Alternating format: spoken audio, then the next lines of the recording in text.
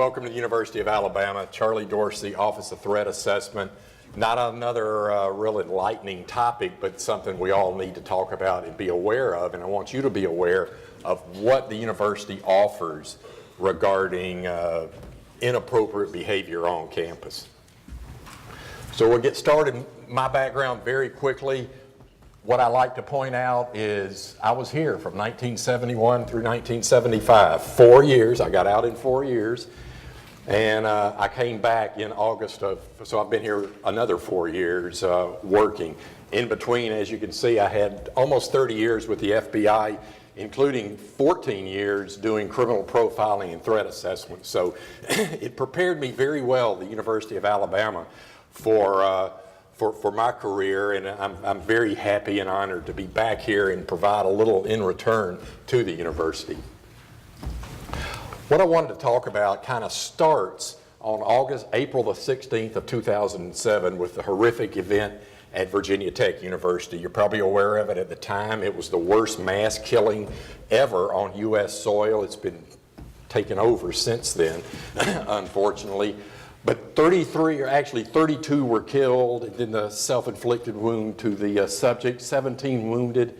And it was a major wake-up call for the university systems around the country to understand that there was a problem and we needed to address it. Now some of the the earlier events in Columbine and some of the lower ed locations kind of put everybody on hold, but it really didn't affect the university campuses until Virginia Tech. And at that point, as you can imagine, there was a tremendous response from the federal government and others as to, hey, we need to work and fix this obvious problem and lapse in security on universities and secondary schools around the United States. As you can see, it's where the Office of Emergency Preparedness started, was with that. Also, we had changes made by a National Crime Information Center in doing background checks in order to purchase a weapon, so someone that was obviously mentally unstable would not be able to go in and off the streets and buy weapons. Modifications of FERPA. We had to get information out and available to different universities based on inappropriate behavior exhibited by individuals at one university to the other. And then amendments made, of course, to the Clery Act, where now universities are mandated to provide information on any type of event, catastrophic event or shooting, whatever that's going on campus. Officer Anglin in his presentation mentioned, or was about, obviously, the active shooter. In those situations, there will be, you will know about it from your Bama Alert or UA Alert system that is in place and very robust, I might say, here at the university. Continuing on, what we wanted to do here at the University of Alabama is address the safety and security of everyone. If you consider, we have, of course, we have four very distinct populations that utilize the University of Alabama. You've got students, 38,000 plus individuals. You also have staff members like myself. You have faculty members, and then you also have visitors. It's an open campus. There are no gates. You come and go as you please here at the University of Alabama, which is kind of problematic from a threat and security standpoint, because we can't control who comes and goes or even know who's come or on campus at any particular point in time. And think, if you will, 7 weekends during the fall each year, we have like 200,000 plus visitors on campus for, of course, a football game. But again, rest assured that the university has dictated a lot of time and effort into the security of all of us. Now, what we try to do is identify concerns early. What we don't want to do is do what happened there at Virginia Tech and react to a situation.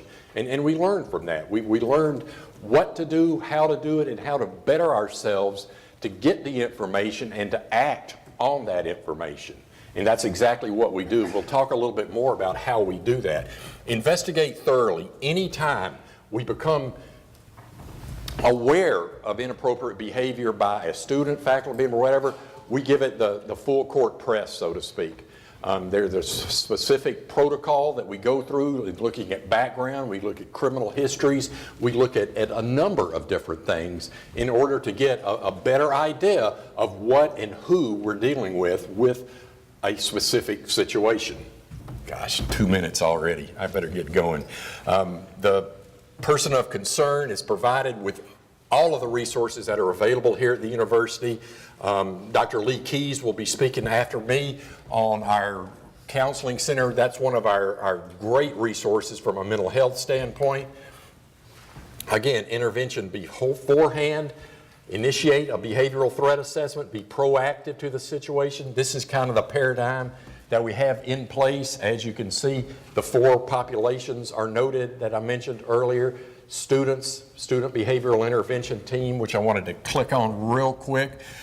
This is a multidisciplinary group of individuals that meet every week to discuss the individuals that we've become aware of. There's sometimes sanctions imposed. There's sometimes we're trying to do what's best for the students to better their time, give them a better opportunity to have a good time here at the University of Alabama. As you can see, Dr. Kathy Pagana is one of our members. Dr. Lee Keys is on the behavioral intervention team. And again, we've got some national standards that we address by the way we do business, and it's been quite successful so far. We also have a threat assessment team, if necessary, that the individual's actions and behavior can be taken up to. And I'll leave you with this slide. Go to threatassessment.ua.edu. That provides a good background information on what we do, how we do it, how we mandate things within the Office of Threat Assessment. Again, my name's Charlie Dorsey. If you ever see anything that makes you feel uncomfortable, a student, a co-worker, whatever, hey, give me a shout, 348-2834, we'll take care of it.